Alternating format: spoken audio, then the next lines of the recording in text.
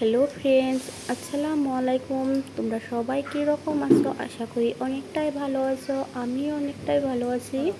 তো আজকে তোমাদের সামনে নিয়ে আসলাম আজ একটি মিনি ব্লগ। তো আজকে অনেক দিন পর বৃষ্টি শুরু হয়েছে, তো সবারই অনেকটাই ভালো লাগছে। তো অনেক দিন ধরে বৃষ্টি হয় না, হঠাৎ করে বৃষ্টি শুরু হয়েছে। তো ভাবলাম বাইরে তো যেতে পারছি না, ঘরে বসেই সকাল সকাল রান্নাটা সেরে ফেলি। তো এখানে আমি রান্নাটা বসিয়ে দিয়েছি, বাইরে অনেক বৃষ্টি হচ্ছে, সেই কারণে রান্নাটা সকাল সকালই বসিয়ে দিয়েছি আজ।